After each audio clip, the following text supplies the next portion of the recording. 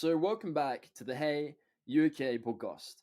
So this week on the podcast, I'm chatting to Johnny. Johnny is an author who has written two books, and I've had a previous chat with Johnny, and I really relate to his story of everything he shared, and I'm really looking forward to him kind of talking about his new book, his experience with mental health, and I think this new book, from everything he's told me, sounds like an incredible read. And yeah, I'm really looking forward to really diving into this conversation with you and just really hearing about your story. So, Johnny, I wanted to start the podcast off by asking you the question of the podcast, which is, hey, you okay? So, how are you doing? How are you doing today? Tell you what, it's been a good day today. Nice chill one. I've been working from home, which is always nice. Get out of bed at 8:30 and start work 15 minutes later, so I can't complain. Tuesday's football day for me. I play for a five-a-side team in the evening. I've got my newly sponsored shirt, Wentworth Arms FC.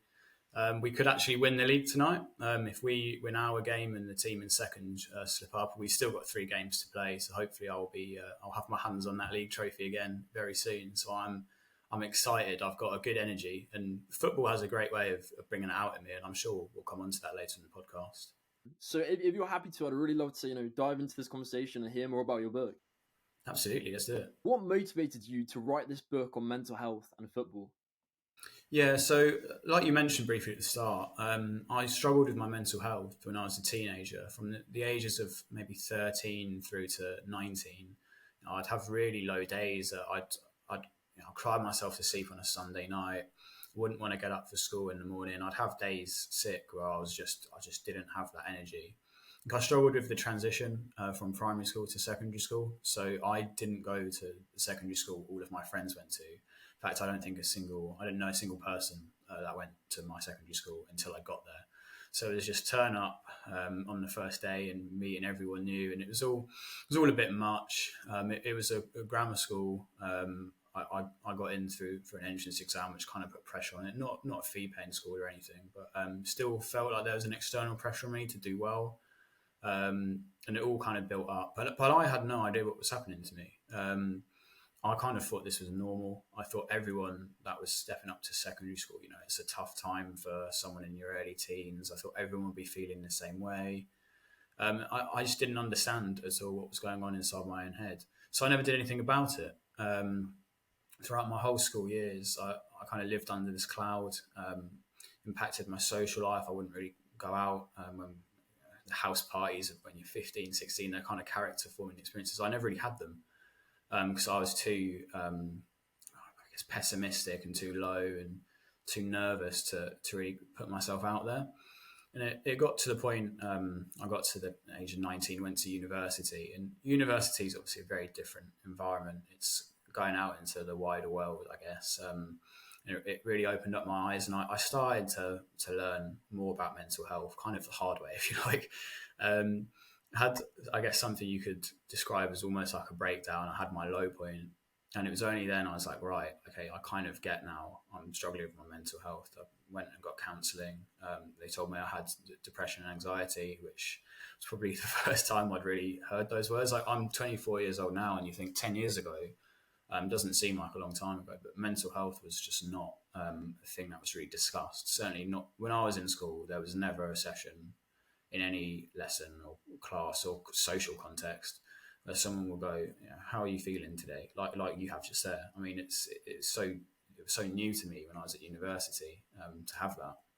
So I thought I had those sessions. Like I know my own mental health now. I know my own brain in a way, which I never had before, which is great. I still have my low days, obviously. I'm not cured of anything. I live with mental health like so many other people. But I kind of know the signs now. I know how to deal with it. And I live a much more fulfilling life than I did back when I was at school. So I thought, well, there'll be so many other people like me. There'll be someone who's 13, 14, 15, even, to be honest, a lot of people my age, your age, that are similar to what I was like. They'll be struggling with their mental health, but they won't know that they're struggling with their mental health. They're just kind of living this life suboptimal, that they could improve their standard of living and don't know it.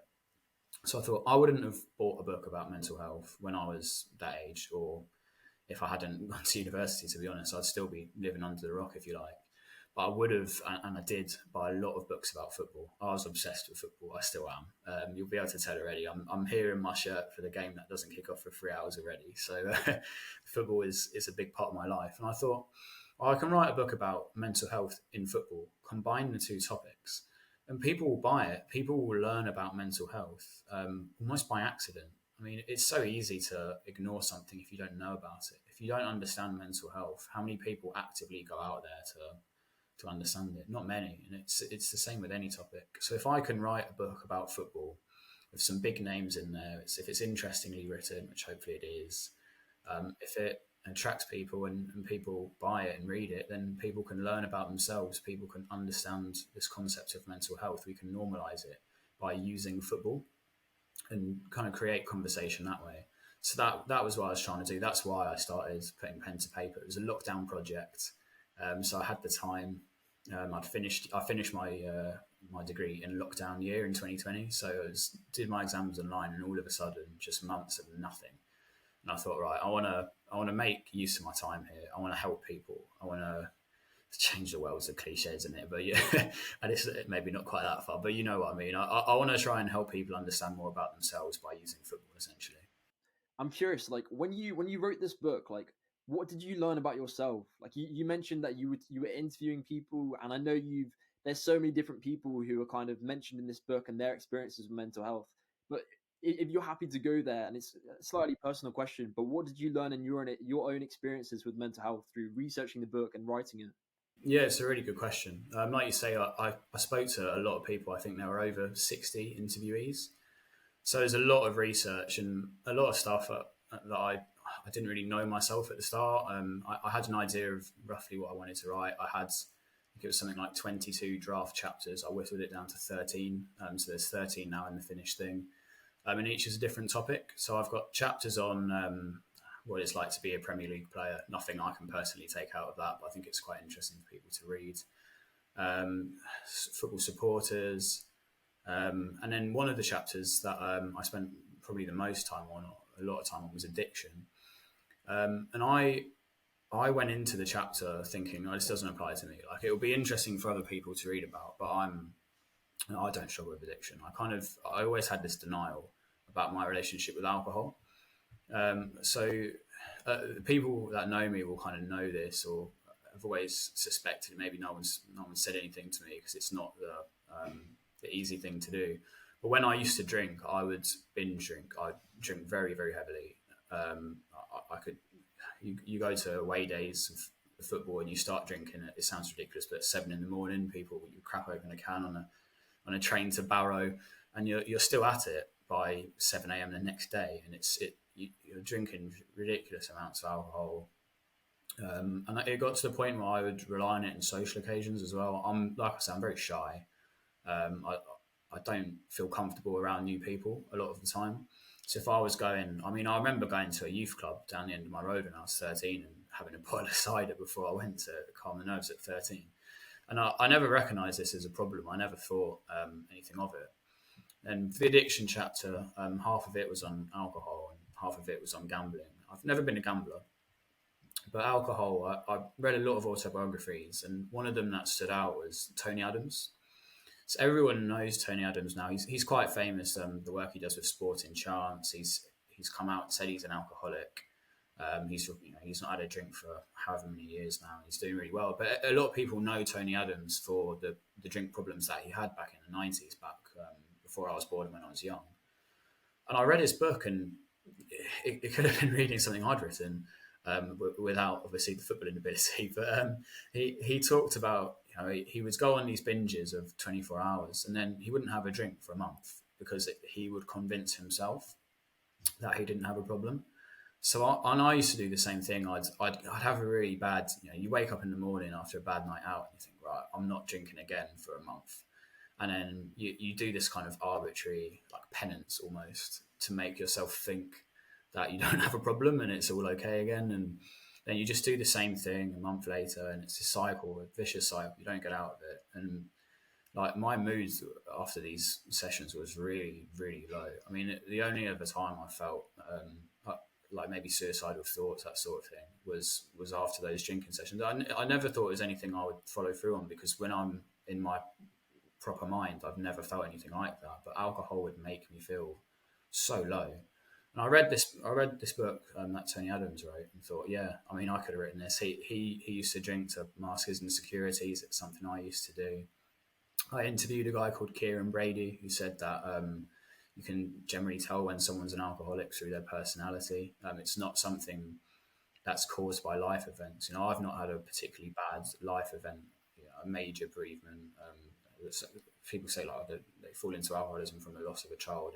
I've had nothing like that. But I still fell into this trap. And he said, yeah, it's your personality. You know, if you've got an addictive personality, if you're someone who's obsessive with things, and I see that in myself with my football, for example, you can fall into that trap. And I've realised from this, and there are other books as well, like, yeah, I've actually got a problem. I've stopped drinking now. I gave up in mid-January after another kind of low point. There'd been wake up calls on the way. There was a music video released around the same time. I remember, and there's a band called the Raytons who are they're very good. I recommend them, and they're something that a football crowd quite often listens to as well. There's a link there.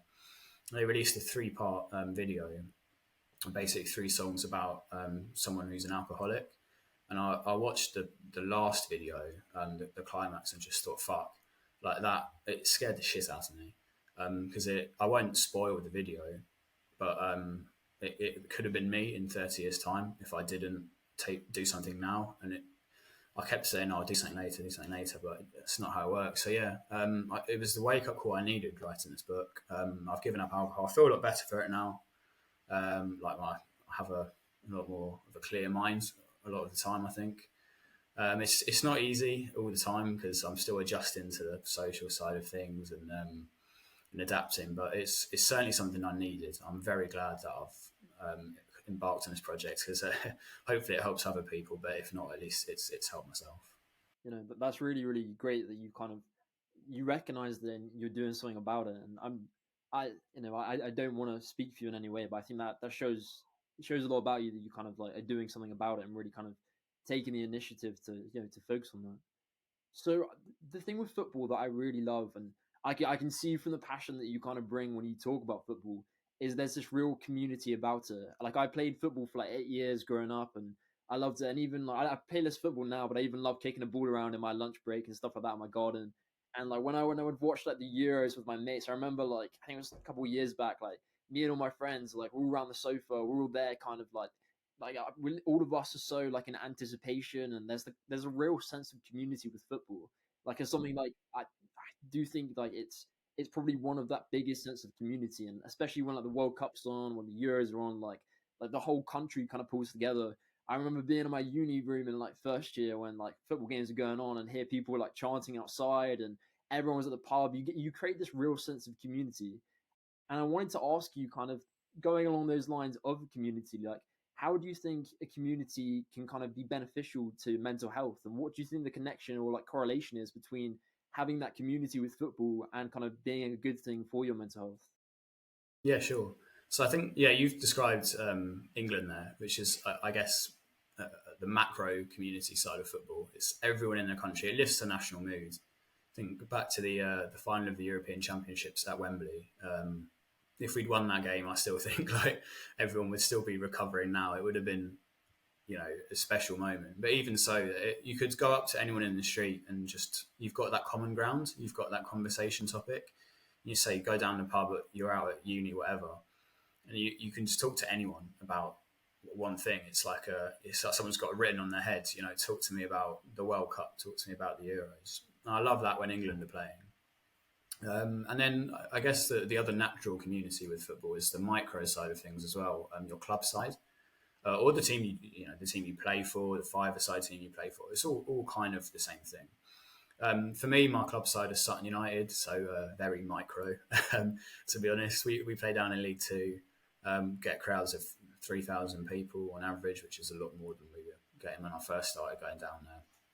It's always been a great community for me, in the sense that I'll go down there every weekend, recognise everyone, I'll have a chat with people, everyone knows my name, I know everyone's name. It's at the point where people would kind of pick up on if I wasn't there now. So I could expect to get a message from someone saying, "Are you all right? Like, where were you today? You know, is there something up? Is there something wrong?" People like check up on you. People look after you. I feel like I do the same for other people there as well. You wouldn't expect football to be a place of mental health conversations stereotypically, but I know I have a group of close friends that I've met through football that I do speak to about that sort of thing. I've known them for so long. We've all been pulling in the same direction. It kind of comes naturally, and I've got a chapter in my book about the mental health impacts of being a football supporter, because people joke all the time, don't they? Oh, I hate being a Arsenal fan, Tottenham fan, Chelsea fan, whatever. You put any team you want. It's bad for my mental health. It's stressful, whatever. And people like to joke about it, and I'm no different. But I think when you've got that community, you're all pulling in the same direction.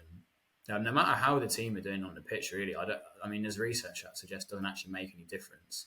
If you've got a group of people to speak to, if you've got the sense of hope, because yeah, we're crap at the minute, but we might be really good next season. We've lost this week, but we might win next week. There's always something to look forward to. It's always something to get you through the week. It's like an anticipation feeling almost.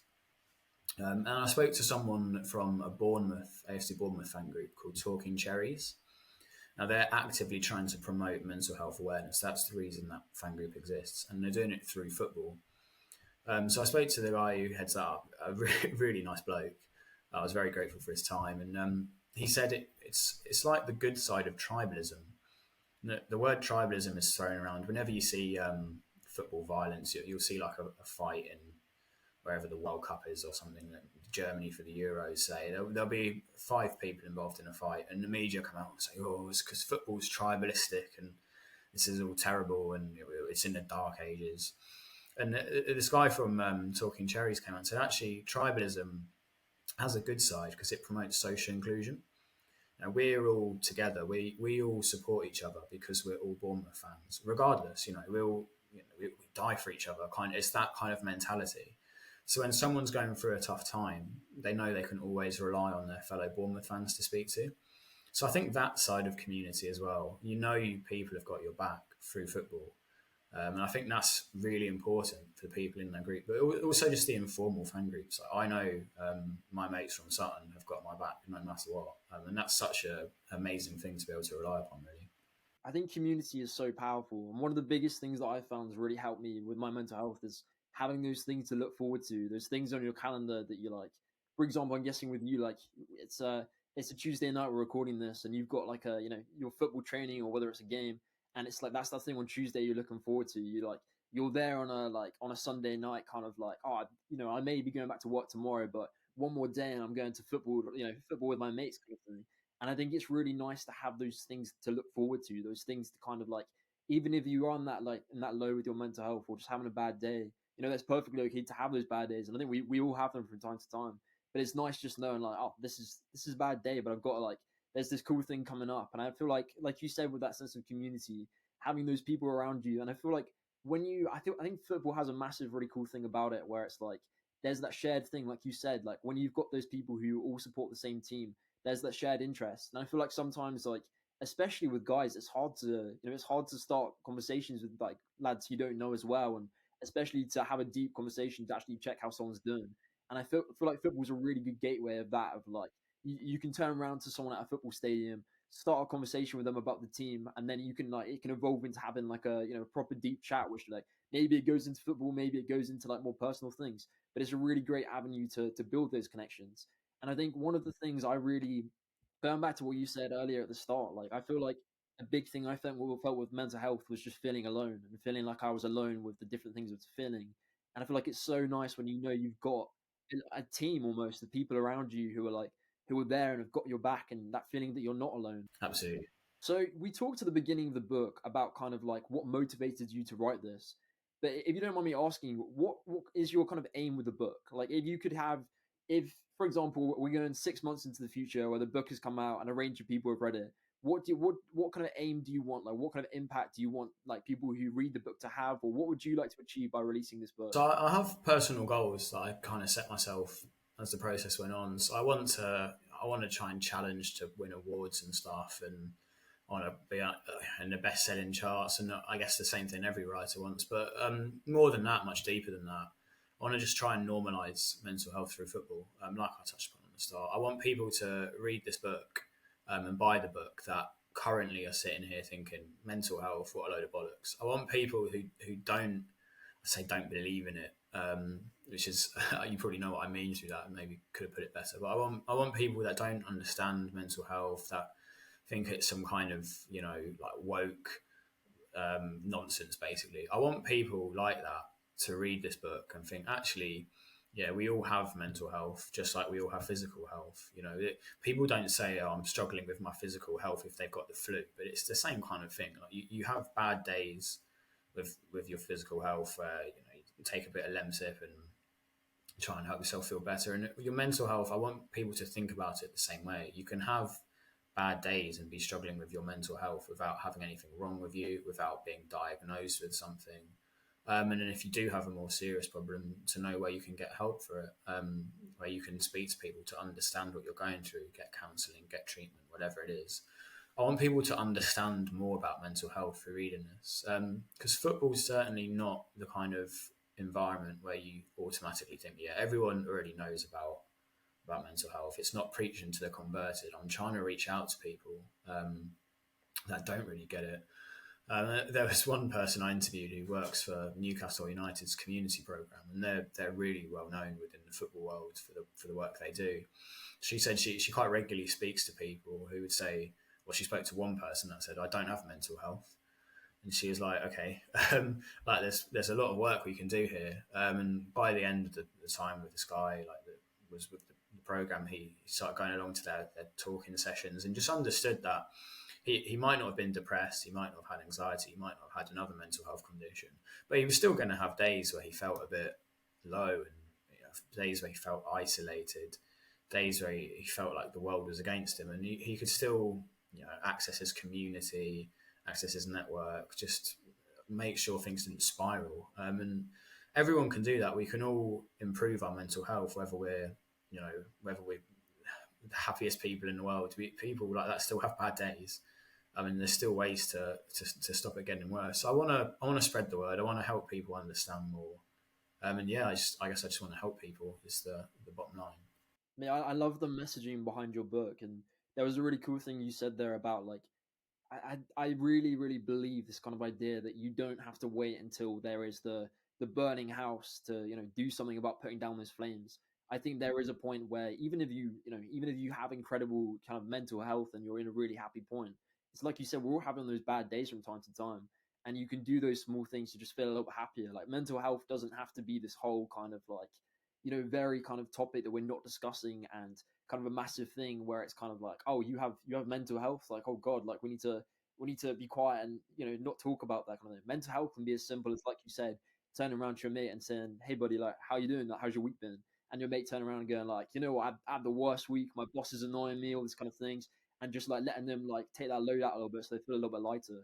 Like it doesn't have to be this kind of like this massive thing. We can start by just turning around to the people around us and just asking them how they're doing, and really kind of trying to get a gauge of how they are and giving them the space to just talk through stuff. I feel like that, even as a starting point, there's so much more we can be doing. But as a starting point, just like beginning those conversations and really just trying to listen to the people in our lives and really trying to check in and see how they're doing. Yeah, it's kind of what you're achieving with your podcast, right? Like it doesn't have to be a big conversation. It's just how are you doing. Thank you for doing this book. I think it's a really good, it's a really really good thing you're doing, and I love the way that you're kind of approaching this target audience and this group of people who wouldn't necessarily kind of focus on these ideas of mental health. And I think you packaged it in like the most perfect way. Hopefully, I'll achieve what you already are. So yeah, big up to you as well for what you're doing. Thank you, man. I really appreciate that, and I appreciate you coming on the podcast and like having this conversation with me. I think, like we've said a couple of times, like there is a culture with lads where it is harder to just turn to your mate and check in and have those conversations. And I feel like even with me, if like I'll be honest, there's times where like I want to check in on a mate and it's really hard, and you have to do the thing of like, oh hey man, how's it going? Do you want to grab a beer, or do you want to go to the gym, or do you want to kick a ball around?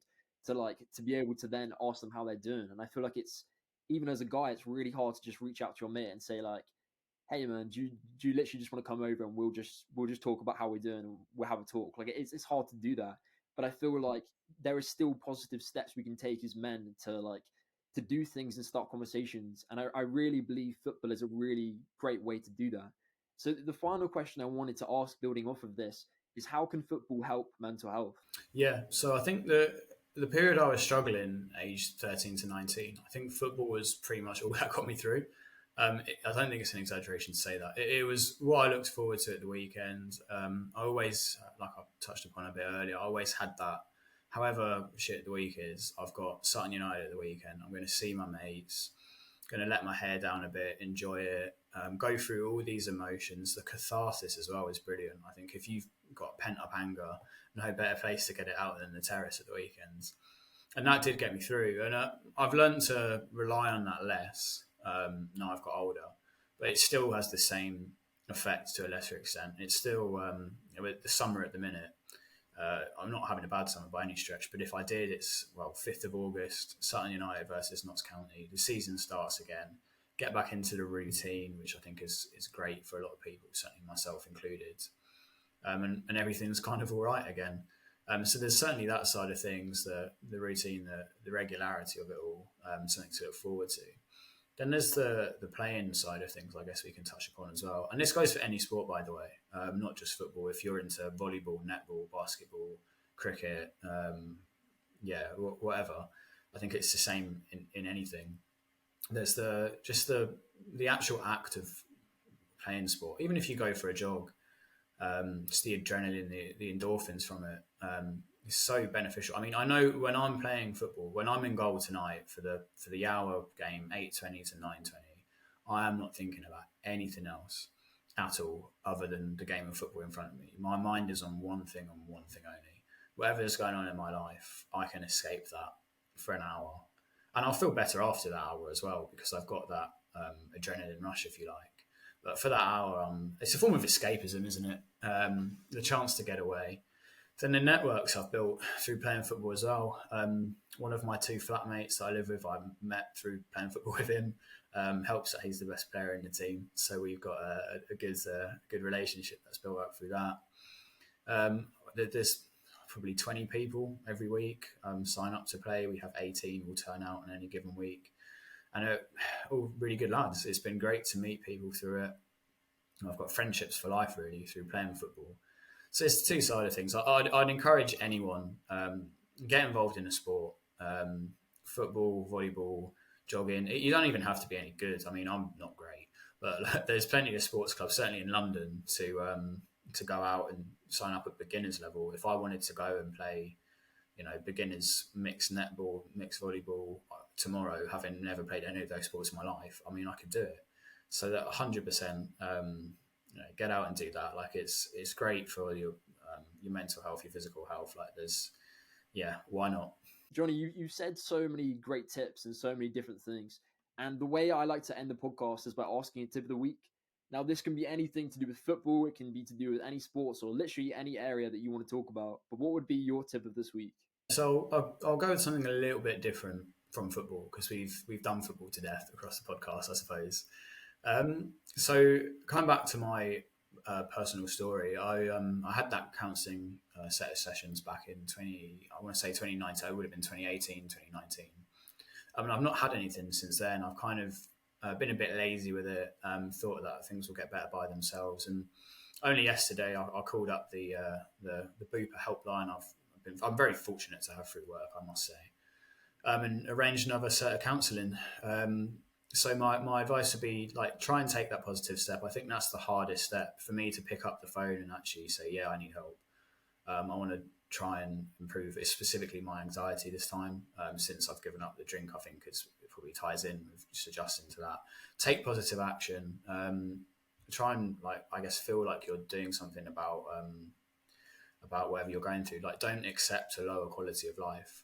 Even if it doesn't have to be to pick up the phone to counselling. I know NHS wait times now are a nightmare. It's I'm very fortunate with the insurance I have from work that I can just access this straight away. Even if it's just picking up the phone to a friend and having a chat, go for that coffee, go for that beer, go and just have a chat about how you're feeling. It's I know it can be a tough thing to do, to take that first step, but it's like I say, it's the hardest thing, and you'll feel so much better for it. So that would be my tip of the week.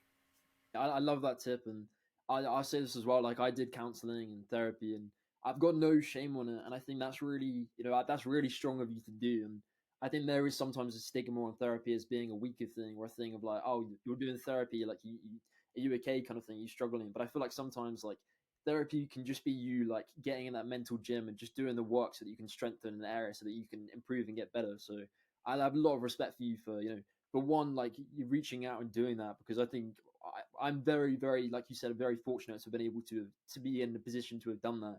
But I have a lot of respect for people who will go and do that. And thank you for openly talking about that on the podcast. So I'm loving this book. I'm loving everything you told me. So could you tell us how to purchase this book, when it's coming out, and different information about it? So it comes out on the 28th of August. You can find it from Amazon, Waterstones, any major book retailer, really. If you search Match Fit Football Book, that will bring it up. Or if you put my name into Amazon, Waterstones, so Johnnie Lowery, my full name. You can follow me on Twitter as well, so at Added6, named after the first book, so Added SIX, I've spelt that out. And I have a website as well, johnnylowery.co.uk.